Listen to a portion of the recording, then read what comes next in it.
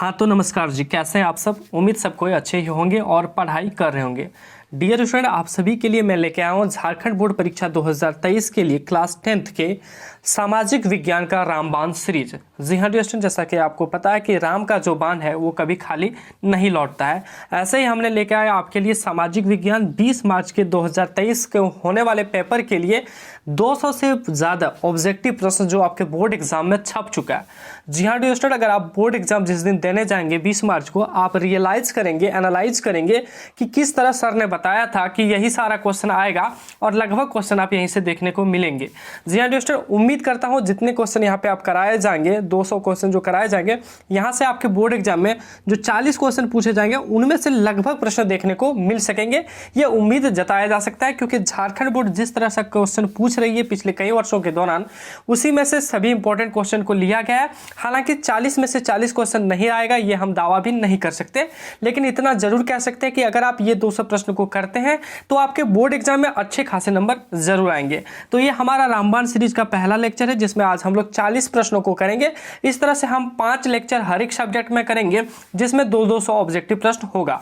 तो रामबाण सीरीज का पहला लेक्चर सामाजिक विज्ञान के लिए, जिसमें 200 से अधिक महत्वपूर्ण प्रश्न हम लोग 5 लेक्चर मिला के करेंगे। तो डियर स्टूडेंट, आप लोग इस वीडियो को बहुत ही बारीकी से देखिएगा और यहाँ पे जो 200 ऑब्जेक्टिव प्रश्न आपको कराए जाएंगे उनको आप 100% याद कर लीजिएगा, क्योंकि बोर्ड एग्जाम की दृष्टि से बहुत ज़्यादा इंपॉर्टेंट है। तो चलिए शुरू करते हैं आज के इस वीडियो को बिना टाइम वेस्ट किए। क्लास 10th सोशल साइंस यानी कि एसएसटी सामाजिक विज्ञान सेट 1 मोस्ट इंपॉर्टेंट क्वेश्चन, यानी कि बहुत ज़्यादा इंपॉर्टेंट क्वेश्चन है। कहते हैं जी, दुनिया में कोई भी काम कठोर नहीं हो, अगर आप उसको करने का दृढ़ संकल्प अपना लें, आप उसे करने को अगर तत्पर हो जाए तो कोई भी काम कठोर या फिर कठिन नहीं है। बस आप में वो जज्बा होना चाहिए और आप में ये एटीट्यूड होना चाहिए कि हम उसे कर सकते हैं। तो क्लास 10th के सोशल साइंस का पहला लेक्चर है, सेट 1 है हमारा, जिसमें हम 40 प्रश्नों को देखेंगे। हम जितने भी चीज़ें बोलते हैं वो पहले शुरू में ही आपको बता दें, ये 40 प्रश्नों में से आपके बोर्ड एग्जाम में से बहुत ज़्यादा संभावना है कि प्रश्न देखने को मिलेंगे। डियर स्टूडेंट, आपको इनका पीडीएफ भी प्रोवाइड कराया जाएगा। पीडीएफ हमारे वेबसाइट jackrankers.com में आपको दिया जाएगा। हालांकि पीडीएफ आपको कैसे डाउनलोड करने हैं, इसका क्या प्रोसेस है, वो आपको व्हाट्सएप ग्रुप में बताया जाएगा। आप हमारे व्हाट्सएप ग्रुप में ऐड होने के लिए 9835146164 पर अपने क्लास के साथ मैसेज भेज सकते हैं, आपको व्हाट्सएप ग्रुप में ऐड कर लिया जाएगा। तो चलिए शुरू करते हैं आज के इस क्लास को और देखते हैं झारखंड एकेडमिक काउंसिल यानी कि जैक बोर्ड के द्वारा 20 मार्च को होने वाले सोशल साइंस एग्जाम के लिए सेट 1 40 महत्वपूर्ण प्रश्नों को। सबसे पहला प्रश्न है, इटली एवं जर्मनी के एकीकरण के विरुद्ध में निम्नांकित में से कौन था। यानी कि इटली और जर्मनी का जब एकीकरण हो रहा था तो इसके विरुद्ध में कौन था। तो इसका सही आंसर आपको बताना है। तो सही आंसर हम आपको बता देते हैं। ऑप्शन में दे रखा है इंग्लैंड, रूस, ऑस्ट्रिया या फिर पर्सा। इसका सही आंसर हो जाएगा option number C, Austria Italy व जर्मनी के एकीकरण के विरुद्ध में था। दूसरा हमारा प्रश्न है कि इटली के एकीकरण में निम्न में से किसका संबंध नहीं है। इटली के एकीकरण में निम्न में से किसका संबंध नहीं है। तो इसका सही जवाब हो जाएगा बिस्मार्क का संबंध जो है इटली के एकीकरण से नहीं है। इसका संबंध किससे है, तो मेजनी से है, काउंट काउर से है, गैरिबॉल्डी से है। ये सारे का संबंध इटली के एकीकरण से है। लेकिन दूसरे प्रश्न का जो जवाब होगा वो हो जाएगा ऑप्शन नंबर ए, बिस्मार्क का जो संबंध है वो इटली के एकीकरण से नहीं है। जो प्रश्न आपको करा रहे हैं आप प्रीवियस ईयर को उठा के देख सकते हैं। झारखंड बोर्ड के मॉडल स्टेट में भी आपको दे रखा होगा और प्रीवियस ईयर के बोर्ड एग्जाम में भी पूछा है। आप other state board, Bihar board को भी उठा सकते हैं, वहां भी ये सब क्वेश्चन धड़ल्ले से पूछे जा रहे हैं। यानी कि जो भी क्वेश्चन कराए जा रहे हैं बिल्कुल टू द पॉइंट है और हिट क्वेश्चन है, जिसे वायरल क्वेश्चन भी आप कह सकते हैं। अगला क्वेश्चन देखते हैं। अगला है, जर्मनी के एकीकरण का प्रमुख वास्तुकार कौन था। तो जर्मनी के एकीकरण का प्रमुख वास्तुकार कौन था। इनका सही जवाब हो जाएगा ऑप्शन नंबर डी, बिस्मार्क इनका सही प्रमुख वास्तुकार था। ठीक है, तो जर्मनी के एकीकरण का तीसरे प्रश्न है कि जर्मनी के एकीकरण का प्रमुख वास्तुकार कौन था। तो इसका सही जवाब हो जाएगा बिस्मार्क, ऑप्शन नंबर डी। अगला प्रश्न चौथा है कि 1871 में कौन सी संधि हुई। 1871 में कौन सी संधि हुई। तो इनका सही जवाब आपको बताना है और इनका जो सही जवाब हो जाएगा वो हो जाएगा फ्रैंकफर्ट की संधि। ठीक है, फ्रैंकफर्ट की संधि जो हुई थी वो 1871 में हुई थी। वही वियना की जो संधि हुई थी 1815 ईस्वी में हुई थी। सर पेरिस की संधि आपने क्यों नहीं बताया, क्योंकि ये पूछा नहीं जाता है। ज़्यादातर पूछा जाता है कि फ्रैंकफर्ट की संधि संधि कब हुई थी? तो 1871 में। और वियना संधि कब हुई थी? तो 1815 ईस्वी में वियना की संधि हुई थी। अगला प्रश्न देखते हैं, 1830 के क्रांति के बाद फ्रांस में किस प्रकार का शासन स्थापित हुआ? 1830 के क्रांति के बाद फ्रांस में किस तरह का शासन स्थापित हुआ? तो इनका जो सही जवाब हो जाएगा संवैधानिक राजतंत्र। 1830 की क्रांति के बाद फ्रांस में संवैधानिक राजतंत्र जो है शासन लागू हुआ। ऑप्शन नंबर बी हो जाएगा इनका सही जवाब। अगला प्रश्न है छठा नंबर, जर्मनी के एकीकरण के लिए कौन उत्तरदायी था? प्रीवियस ईयर के क्वेश्चन को उठा के देख लीजिएगा, कई बार पूछा जा चुका है। जर्मनी के एकीकरण का उत्तरदायी कौन था? तो इसका जो सही जवाब हो जाएगा वो हो जाएगा बिस्मार्क। जर्मनी के एकीकरण के लिए कौन उत्तरदायी था? सही जवाब हो जाएगा Bismarck. Option number B correct answer. अगला प्रश्न है 7वां नंबर, युद्ध और शांति पुस्तक किसने लिखी? वार एंड पीस पुस्तक किसने लिखी? युद्ध और शांति पुस्तक किसने लिखी? इनका सही जवाब हो जाएगा टॉलस्टॉय ने। टॉलस्टॉय ने युद्ध और शांति यानी कि वार एंड पीस नामक पुस्तक लिखी थी। बोर्ड एग्जाम में कभी कभी आपको वो हिंदी भी दिया जाएगा कि युद्ध और शांति नामक पुस्तक किसने लिखी थी, या फिर डायरेक्ट आपको वार एंड पीस नामक पुस्तक के बारे में पूछ दिया जाएगा कि किसने लिखा था। तो इसका सही जवाब हो जाएगा टॉलस्टॉय ने लिखा था। अगला प्रश्न है 8वां नंबर, कार्ल मार्क्स की पुस्तक का नाम है। कार्ल मार्क्स ने एक पुस्तक लिखी थी, पूछा जा रहा है उनका क्या नाम है? तो इनका सही नाम हो जाएगा दास कैपिटल। दास कैपिटल नाम है कार्ल मार्क्स की पुस्तक का। अगला प्रश्न है डियर स्टूडेंट की रूस की बोल्शेविक क्रांति का नेतृत्व किसने किया? तो रूस की बोल्शेविक क्रांति का नेतृत्व किसने किया? सही जवाब हो जाएगा लेनिन ने। अगला प्रश्न है अंतर्राष्ट्रीय मजदूर दिवस कब मनाया जाता है? अंतर्राष्ट्रीय मजदूर दिवस कब मनाया जाता है? प्यारे बच्चों, ये जो 40 प्रश्नों का सेट बनाया गया, इसमें आपके चारों सब्जेक्ट के प्रश्नों को लिया गया है। चारों सब्जेक्ट कहने का मतलब है आपका इसमें सोशल साइंस के हिस्ट्री का भी लिया गया है पार्ट, इसमें आपका जियोग्राफी को भी लिया गया है, इसमें आपका अर्थशास्त्र यानी कि इकोनॉमिक्स को लिया गया है, और इसमें आपको सिविक्स को भी लिया गया है यानी कि नागरिक शास्त्र को भी लिया गया है। प्रश्न है कि अंतर्राष्ट्रीय मजदूर दिवस कब मनाया जाता है? तो इनका सही जवाब क्या हो जाएगा? इसका सही जवाब हो जाएगा 1 मई को। अंतर्राष्ट्रीय मजदूर दिवस 1 मई को मनाया जाता है। अगला प्रश्न है 11वां नंबर, किसे समाजवादियों का बाइबल कहा जाता है? समाजवादियों का बाइबल किसे कहा जाता है? प्रश्न का सही जवाब हो जाएगा दास कैपिटल को। दास कैपिटल को समाजवादियों को क्या कहा जाता है? बाइबल कहा जाता है। ठीक है। अगला है वैज्ञानिक समाजवाद की अवधारणा का प्रतिपादन किसने किया? डियर स्टूडेंट, अगर आप प्रीवियस ईयर प्रश्न को उठाएंगे झारखंड बोर्ड के द्वारा जो 2022 में पूछा गया था, आप देखे होंगे कि वो जो प्रश्न पूछे गए थे वो बिल्कुल हट के प्रश्न पूछे गए थे। ऐसा कई स्टूडेंट को लगा होगा कि झारखंड एकेडमिक काउंसिल कहीं ना कहीं किताब से बाहर क्वेश्चन पूछी थी, लेकिन बोर्ड द्वारा किताब से बाहर एक भी प्रश्न नहीं पूछा गया था। किताब के अंदर से डीप में थोड़ा लिया गया था, इसलिए कुछ कुछ ऐसे भी प्रश्न यहाँ पे आपको देखने को मिलेंगे जो आप कभी भी नहीं देखे होंगे। तो इनको लेकर आपको घबराना नहीं है, आपको याद करना है। ये मत सोचना है कि ये प्रश्न सर शायद कहीं और से करा रहे हैं तो इनको हम छोड़ देते हैं। प्रश्न है कि वैज्ञानिक समाजवाद की अवधारणा का प्रतिपादन किसने किया? तो सही जवाब हो जाएगा इसका कार्ल मार्क्स ने वैज्ञानिक समाजवाद अवधारणा का प्रतिपादन किया था। अगला प्रश्न है हिंद चीन पहुंचने वाला प्रथम व्यापारी कौन थे? हिंद चीन पहुंचने वाला प्रथम व्यापारी कौन थे? इनका सही जवाब हो जाएगा 13वें नंबर प्रश्न का पुर्तगाली। हिंद चीन पहुंचने वाला प्रथम व्यापारी कौन था? तो पुर्तगाली था। सही जवाब ऑप्शन नंबर सी हो जाएगा। अगला प्रश्न है 14वां नंबर, अंकोर वाट का मंदिर कहाँ स्थित है? अंकोर वाट का मंदिर कहाँ स्थित है? तो सही जवाब इसका क्या हो जाएगा 14वें नंबर प्रश्न का कंबोडिया में। कंबोडिया में अंकोर वाट नामक जो है एक मंदिर स्थित है। अगला प्रश्न है कि नमक कानून, ठीक है, नामक लिखा गया है लेकिन यह है नमक कानून तोड़ने के लिए गांधी जी ने कौन सा स्थान चुना? नमक कानून के विरोध जो चल रहा था उस कानून को तोड़ने के लिए गांधी जी ने कौन सा स्थान चुना?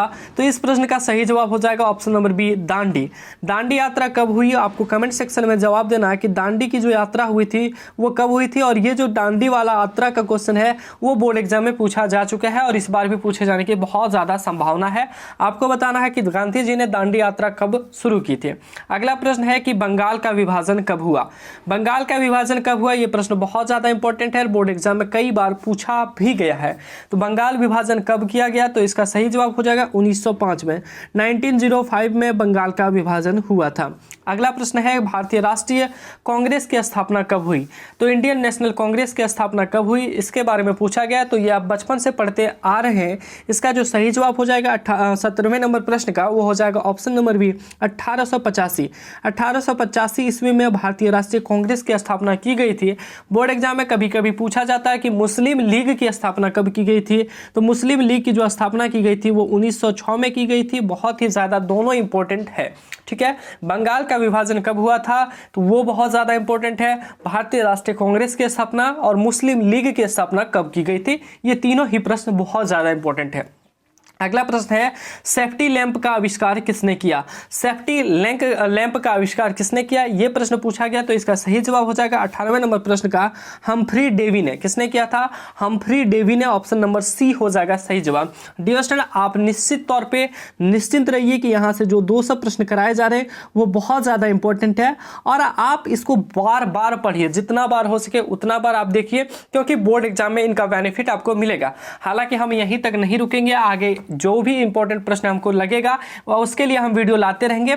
बस आपको अपनी तरफ से इंटरेस्ट दिखाना है, आपको बोर्ड एग्जाम में अच्छे नंबर लाना है। उसके लिए आपको थोड़ा सा हमें भी मोटिवेट करना होगा। हमें मोटिवेट करने के लिए हम आपसे कोई पैसा नहीं मांग रहे, ना कुछ चार्ज करना है। बस आपको वीडियो को देखना है, दोस्तों में शेयर करना है, लाइक करना है और ज़्यादा से ज़्यादा सब्सक्राइब करना है, ताकि हमें मोटिवेट मिल सके और आपके बोर्ड एग्जाम, जब तक आपका बोर्ड एग्जाम 2023 खत्म नहीं हो जाए तब तक हम आपका साथ रह सके। चलिए अगला प्रश्न देखते हैं। अगला है Tata iron and steel company की स्थापना कब की गई थी? यहाँ से एक बार बोर्ड एग्जाम ऐसा भी क्वेश्चन पूछता है कि टिस्को की स्थापना कब की गई थी। याद रखिएगा, Tata iron and steel company का ही शॉर्ट नाम है टिस्को। टी से होता है टाटा, आई से होता है आयरन, यहाँ पे एंड लगा जाता है। एंड स्टील कंपनी की स्थापना कब की गई थी?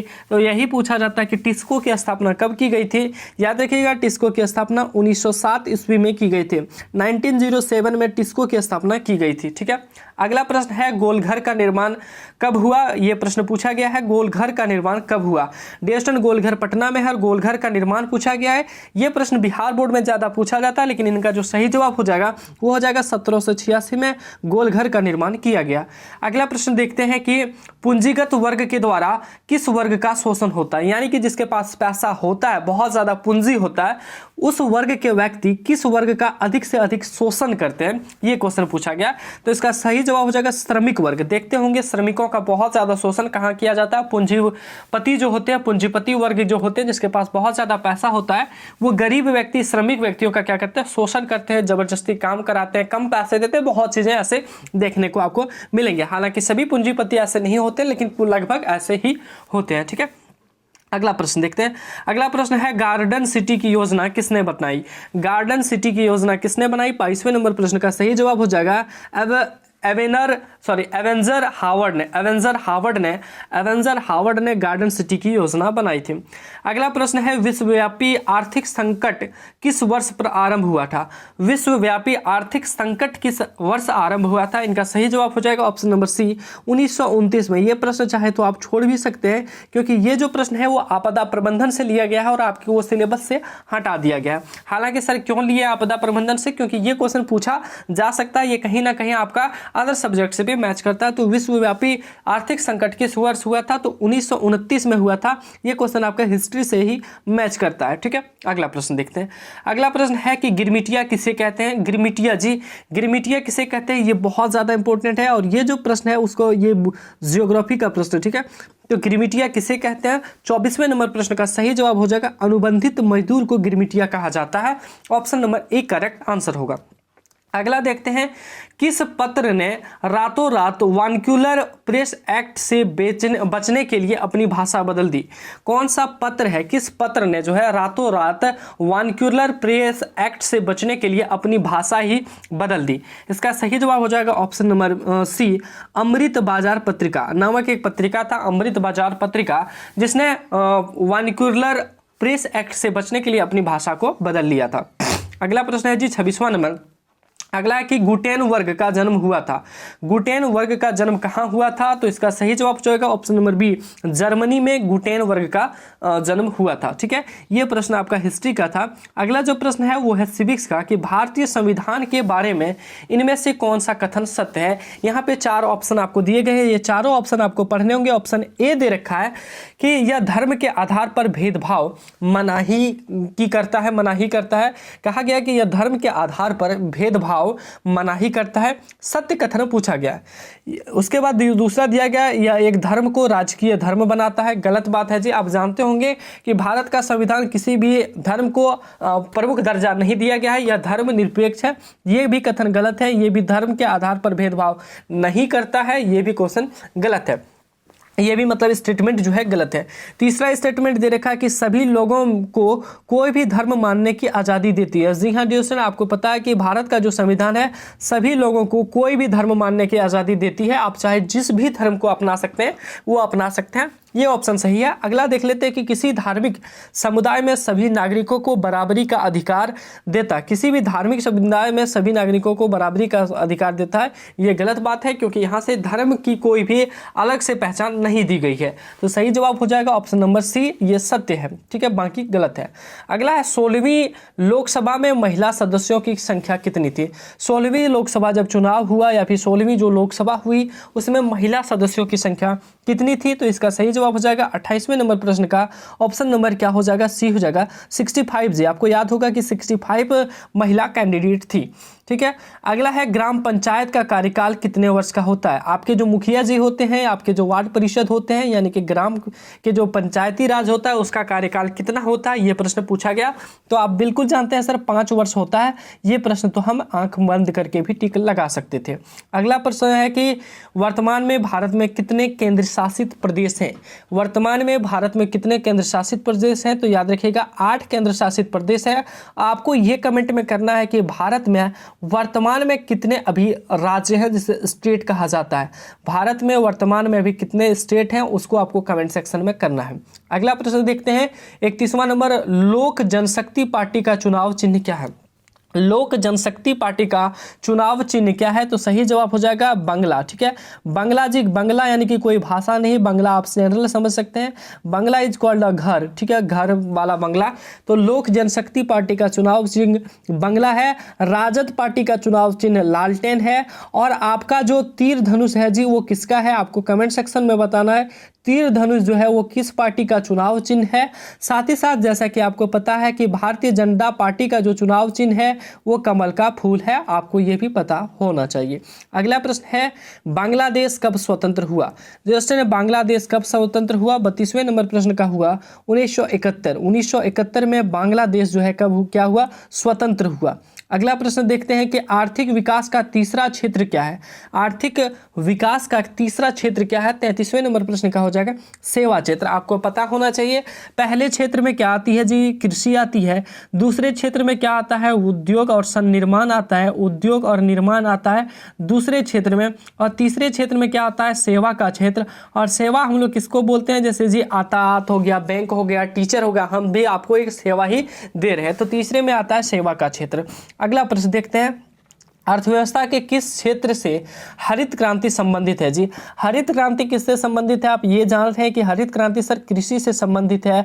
और हरित क्रांति कब हुई? तो 1966 से 68 के बीच हुई थी। 1967-68 मेनली से 1967-68 के बीच कहा जाता है। आपको ये चीज़ें पता होगी। तो पूछा जा रहा है कि हरित क्रांति किससे संबंधित है? तो ये कृषि से संबंधित है। और कृषि कौन से क्षेत्र से संबंधित है जी? तो प्राथमिक क्षेत्र से संबंधित है। ऑप्शन नंबर ए हो जाएगा करेक्ट आंसर। अगला क्वेश्चन पूछा गया है भारत में किस राज्य की प्रति व्यक्ति आय सबसे अधिक है। यानी कि भारत का कौन सा स्टेट है जिसमें प्रति व्यक्ति आय पर कैपिटा इनकम या फिर पर व्यक्ति जो इनकम है वो सबसे अधिक कौन से राज्य में है? तो इसका सही जवाब आपको बताना है, क्या हो जाएगा? तो गोवा जी। गोवा में जो है सबसे अधिक क्या है? प्रति व्यक्ति आय है। बोर्ड एग्जाम में ऐसा भी पूछा जाता है कि भारत का सबसे गरीब राज्य कौन है? गरीब भारत का सबसे गरीब राज्य कौन है जी? आपको पहला में याद रखना उड़ीसा। ठीक है, भारत का पहला सबसे गरीब राज्य कौन है? उड़ीसा। और दूसरा में आपको याद रखना है बिहार जी। दूसरा में क्या आपको याद रखना है? बिहार। ठीक है। सबसे ज़्यादा गरीबी उड़ीसा और बिहार में है। आपको बोर्ड एग्जाम में कभी कभी बिहार पूछा जाता है, कभी कभी उड़ीसा, या फिर कभी कभी ऐसा भी पूछा जाता है कि दूसरा सबसे गरीब राज्य कौन है, तो याद रखना है। अगला प्रश्न देखते हैं। चलिए अगला प्रश्न हमारा है 36वां नंबर प्रश्न कि आय तथा उपभोग के अंतर को कहते हैं। आय तथा उपभोग यानी कि आपका जो टोटल इनकम है जी, आप जितना कमाते हैं, अभी तो आप नहीं कमाते होंगे, आपके पापा जी कमाते होंगे, मम्मी कमाती होगी, आपका जो टोटल इनकम है उसमें जो आप खर्च कर देते हैं, एक्सपेंडिचर जो आपका खर्च हो जाता है, उपभोग हो जाता है, उन दोनों के अंतर को हम लोग क्या कहते हैं। सर आप ये तो बिल्कुल आसान क्वेश्चन पूछ दिए। इनकम में हम लोग जितना कमाए, मान लेते हैं हम 100 रुपया कमाते हैं, इसमें से हम लोग 70 रुपया खर्च कर देते हैं, तो 30 रुपया हमारा क्या हो जाता है जी, बच जाता है, यानी कि सेविंग हो जाता है। इसी को हम लोग क्या कहते हैं, बचत कहलाता है। आय तथा उपभोग का अंतर क्या कहलाता है, बचत कहलाता है। अगला प्रश्न है भारत में वित्तीय वर्ष होता है।